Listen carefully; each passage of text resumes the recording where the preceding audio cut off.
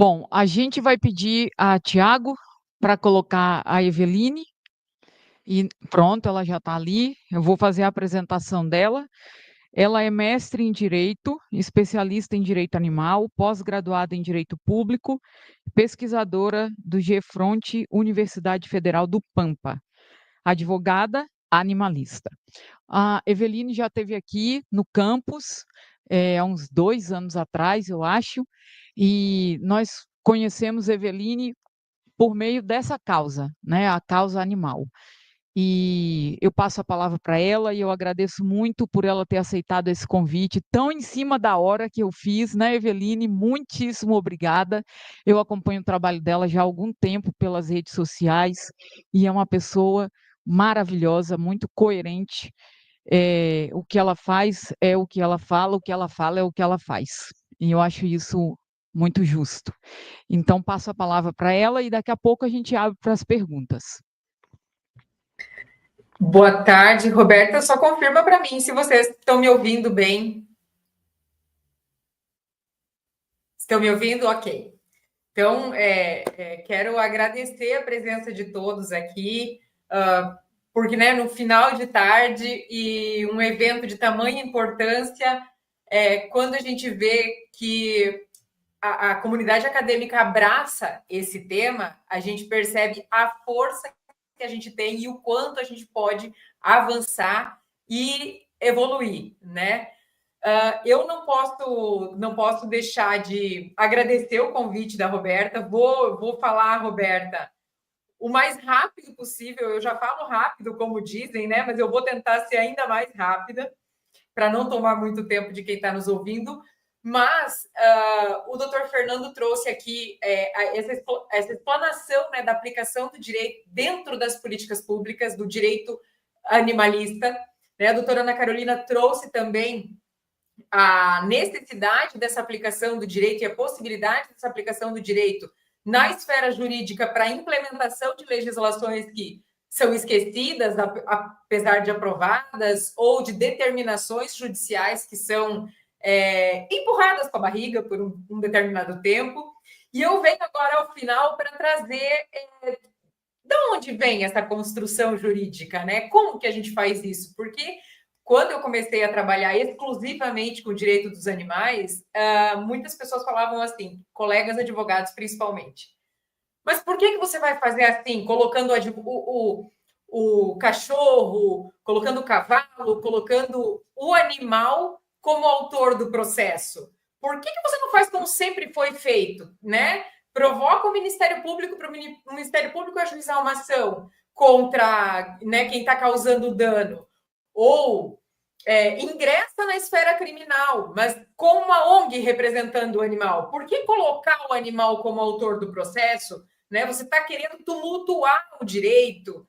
E, na verdade, não é isso. Né? Não é porque sempre foi feito assim que do jeito que foi feito até agora estava certo. Não é porque sempre foi pensado pelo viés antropocêntrico a aplicação do direito e os limites do direito que isso está certo, que essa interpretação, que essa leitura está correta. A gente foi avançando ao longo dos anos como sociedade, foi avançando no nosso conhecimento científico sobre os outros, e os outros aqui incluindo os animais, as suas capacidades, os seus interesses, as suas necessidades. E a gente, enquanto jurista, a gente sempre precisa pegar tudo isso, todo esse portfólio de informações e de avanço, né, social e científico e aplicar dentro dos conceitos do direito. Porque os conceitos do direito são feitos para isso. Né? O direito acompanha a evolução da sociedade. E aí a gente tem que trabalhar a nossa interpretação. Né? A gente não pode ter uma sociedade que pense só no ser humano, assim como o direito não pode ser um direito que se aplique só para o ser humano. Então, quando eu comecei a fazer essa reinterpretação do direito e analisar que, olha, aquilo que disseram que isso aqui se aplica assim, essa é uma forma de interpretar, mas eu tenho uma outra proposta. E comecei a apresentar essa proposta para o Poder Judiciário, e no início a gente tinha uma resistência muito maior do que a gente tem hoje, 6 anos depois. Mas quando lá em 2020 eu distribuí a primeira ação no Brasil com um cachorro sendo o autor do processo, eu tive muita resistência. Quando em 2021 eu tive a primeira decisão de um tribunal de justiça reconhecendo que 2 cães podiam ser autores do processo na defesa dos seus próprios interesses e do seu direito, que, portanto, eles podiam ser posicionados como sujeitos daquela relação processual, opa, aí é que a gente avançou.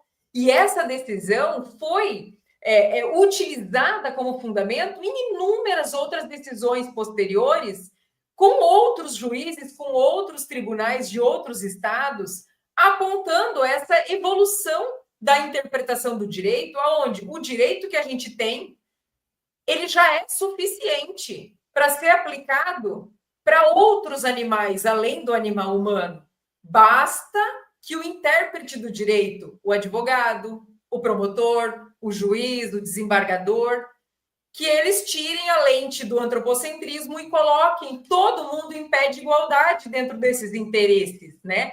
Então, a gente já teve aqui no escritório, depois dessa primeira decisão, desse caso emblemático no Brasil, a gente teve o primeiro caso de um cão que recebeu determinação liminar para pensão alimentícia paga pelo ex-tutor que tinha sido seu agressor, até que ele fosse adotado novamente. Porque senão esse custo fica nas ONGs, fica nos protetores. E esse mesmo cão foi o primeiro a receber uma indenização por danos morais. Ele recebeu 5 mil reais de indenização por danos morais do ex-tutor que foi o seu agressor. A gente teve um primeiro cão que foi reconhecido como consumidor. Ele era autor do processo contra a empresa que vendeu um produto e não entregou. E ele era o consumidor final daquele produto. E o Poder Judiciário reconheceu isso. E está agora para indenização dele por essa falha na prestação de serviço. Então, quando a gente tem o Poder Judiciário avançando dessa forma, é importantíssimo a gente celebrar e pulverizar essa informação. Mas mais importante do que isso é a gente saber qual foi o caminho que foi trilhado, qual é a base de fundamentação, porque é um trabalho em defesa do direito dos animais que é muito atacado, porque ele acaba ventilando em vários setores que exploram os animais, né? Então, se eu tenho um animal considerado, reconhecido pelo Poder Judiciário como consumidor final de uma prestação de serviço, esse animal, se tivesse sofrido um problema na prestação de serviço médico veterinário, poderia processar a clínica, pet shop, hotel pet. Então, a gente tem esse setor que pode ser refletido nele essas decisões, então ele também tem receio do nosso avanço.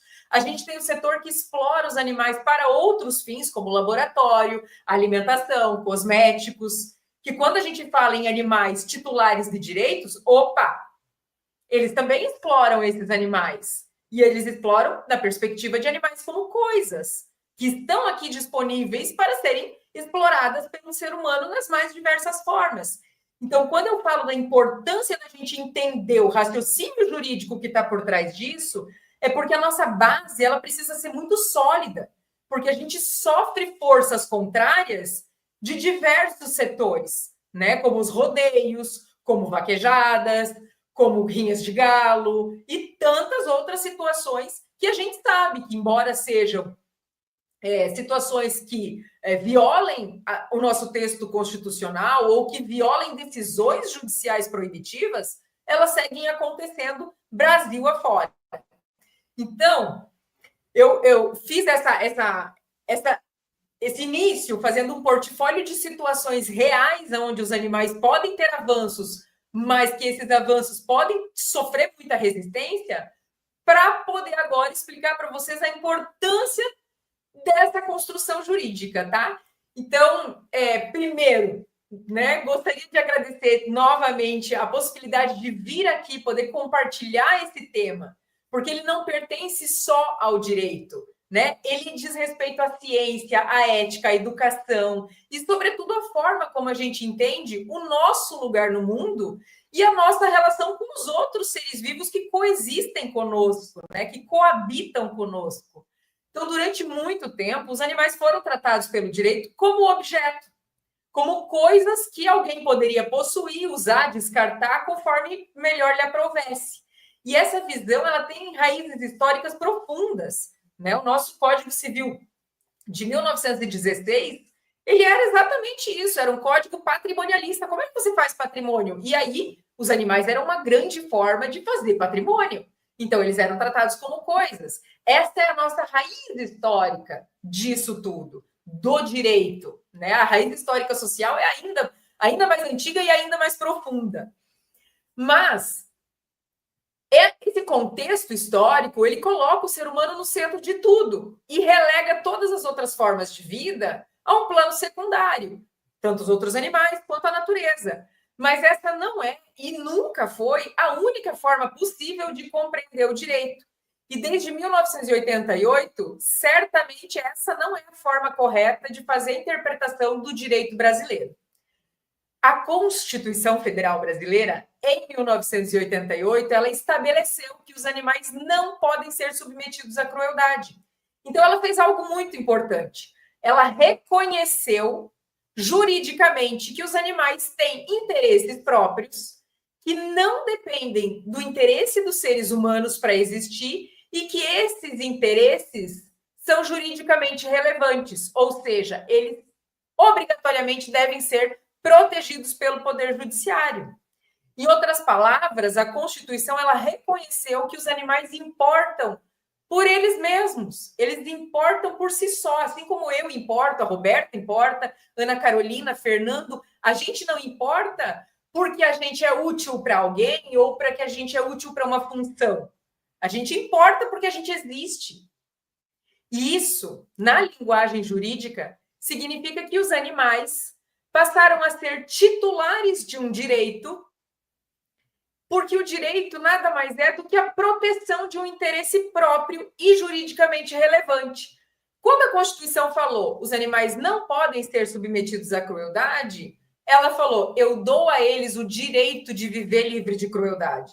Eu dou a eles o direito de ter uma dignidade protegida. E eu dou ao Poder Judiciário o dever de proteger essa dignidade. Eu dou ao Poder Legislativo o dever de legislar protegendo esta dignidade. E ao Poder Executivo o dever de executar políticas públicas que protejam esta dignidade. É isso que a nossa Constituição Federal está falando desde 1988. E aqui é um ponto fundamental e que costuma ser surpreendente para pessoas que não são da área do direito e para muitas pessoas que são da área do direito também. Lembra que eu falei que a gente pensa assim, mas isso aqui significa isso para o direito? E pode ser que não. Esta é a sua forma de interpretar esse conceito, mas esse conceito pode ser interpretado de outras formas porque ele pode ser aplicado para outras situações fáticas. No direito, existe a pessoa natural e a pessoa jurídica. A pessoa jurídica são as empresas, porque é uma criação legislativa, né? Quando você fala em pessoa natural, para o direito, a primeira coisa que vem na mente da maioria dos juristas e da maioria esmagadora da sociedade, se eu estou falando em pessoa física natural, eu estou falando no ser humano. Mas essa não é necessariamente a interpretação única de pessoa natural para o direito. Porque pessoa para o direito é um conceito de um ente que pode ser titular de ao menos um direito ou um dever. Esse é o conceito. Aquele ente que é titular de um direito ou de um dever, ele é pessoa para o direito. E daí essa pessoa pode ser física e pode ser jurídica. E por que a pessoa física a gente restringiu ao ser humano? Se pessoa não é sinônimo de ser humano, e principalmente para o direito. Porque esse termo pessoa para o direito, ele está ligado a um conceito pré-jurídico. Quem é pessoa no mundo real, no mundo dos fatos? Aonde o fato aconteceu e que agora ele vai ser trazido para o direito. Então, toda pessoa pode ser humano ou não, recebe do ordenamento jurídico um tipo de proteção específica, um direito a alguma coisa. Ele automaticamente não pode ser considerado coisa, porque se ele tem um direito, ele passa a ser um ente, ele é um alguém, ele é um indivíduo que tem um direito. Ele pode ser posicionado como sujeito de um direito numa relação jurídica processual. Ele pode ser, se ele tiver um direito, ele pode ser autor do processo. Se ele tiver um dever, ele pode ser réu do processo. Ele passa a ser, portanto, pessoa para o direito. E isso acontece com seres humanos, com pessoas jurídicas e com os próprios animais, que têm um direito reconhecido pela Constituição, que é o direito de viver livre de crueldade e ter a sua dignidade protegida, e, portanto, podem ser posicionados como sujeitos de direito, autores do processo, toda vez que eles sofrerem uma crueldade por ação ou omissão humana, ou de pessoa jurídica que é conduzida por um ser humano. A Constituição, ela protege os animais porque eles são seres sencientes. A senciência é a capacidade de sentir dor, alegria, medo, prazer, segurança, sofrimento, vínculo, e sentir o mundo de forma subjetiva, a partir de uma experiência individual. A ciência, depois da nossa Constituição, para vocês verem como a nossa Constituição ela foi precursora, em 2012 declarou de forma indiscutível que muitos animais possuem consciência, no sentido mais forte do termo. Eles percebem, eles registram, eles interpretam, eles reagem intencionalmente aos estímulos do mundo, da vida. Eles têm um ponto de vista. E se ele tem um ponto de vista sobre o mundo, ele tem interesses próprios. E se esses interesses são juridicamente relevantes, porque o interesse de garantir a própria dignidade, a Constituição disse que é juridicamente relevante, ele é titular de um direito. Para isso, o legislativo precisa reconhecer outros interesses e determinar que eles devem ser protegidos. A Constituição englobou da forma mais ampla possível. A dignidade dos animais precisa ser protegida. Cabe às assembleias legislativas estaduais, ao Congresso Nacional, às câmaras de vereadores, desmembrar essa ordem constitucional, esse mandamento constitucional, em outras leis mais próximas do dia a dia daquele animal, daquela realidade, daquele município, e proteger a dignidade das mais diversas formas, como proibindo que ele seja amarrado em coleira, em corrente, como garantindo o direito a uma política pública de saúde, de vacinação, de controle populacional, enfim, diversas formas o legislativo tem para cumprir esse mandamento constitucional. E o artigo Eveline, 200... Oi. Só para falar do tempo, Tô acabando. fico numa posição ruim, tá? Tá, tô quase, só um pouquinho. Tá bom. E o artigo 225 da Constituição, ele nos garante exatamente isso, que os animais não podem ser submetidos à crueldade. É uma frase simples, mas ela mudou tudo dentro do ordenamento jurídico, porque ela trouxe proibições para a conduta humana. E quando alguém é protegido por uma norma jurídica, significa que ele é uma pessoa para o direito. E o interesse dele importa, e o Poder Judiciário tem o dever de garantir isso. E eu afirmo isso com total rigor jurídico, porque o nosso Código Civil, ele fala que toda pessoa é capaz de direitos e deveres. E ele não pode ficar falando em círculo, toda pessoa é pessoa, se pessoa fosse sinônimo de ser humano. Então, pessoa é qualquer indivíduo que tem uma identidade própria, que tem uma personalidade natural e que os seus interesses estejam protegidos por alguma legislação. No caso dos animais, eles estão protegidos pela maior que a gente tem. Então, os animais, eles são exatamente isso, indivíduos que têm uma história e que, para o direito, como eles têm garantia de dignidade, eles são pessoas naturais, assim como o ser humano é pessoa natural. Então, quando a gente tem isso, a gente tem uma mensagem clara. para o direito dentro do ordenamento jurídico que nós já temos no Brasil, os animais são titulares de direitos, são sujeitos e não são coisas. E quando a gente olha com atenção, a gente percebe que o Supremo Tribunal Federal já trouxe vários precedentes ao longo desses 30 anos, garantindo esta proteção à dignidade dos animais. Quando ele proibiu farra do boi, vaquejada, rinha de galo e tantas outras atrocidades que a gente faz. E essa conclusão que a gente tira aqui nesse painel, de que os animais são indivíduos titulares de direitos e não coisas, não é um gesto de emoção ou de militância. É aplicar com coerência a teoria geral do direito, do processo, a lógica jurídica e a Constituição. Reconhecer que a sociedade evoluiu, a ciência avançou e o direito não pode ficar preso a essas raízes do século passado, de interpretação, né? Então, a gente precisa reconhecer esses animais, reconhecer os direitos deles, provocar nas outras pessoas essa reflexão e dar esse passo para o futuro, né? Um reconhecimento que já está aqui e agora dentro do nosso ordenamento jurídico. Quero agradecer a atenção de todo mundo e pedir desculpas também pelo avanço aqui do meu tempo.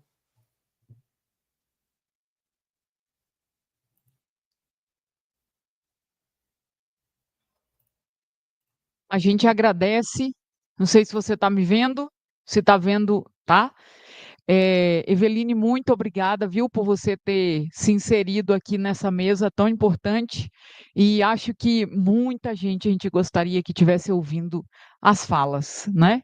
Mas a gente vai fazer os recortes e ir soltando no Instagram, no canal do próprio Prociema, para ver se a gente consegue mais alcance, né? E que mais pessoas possam ter o entendimento, o conhecimento dos animais como sujeitos de direito.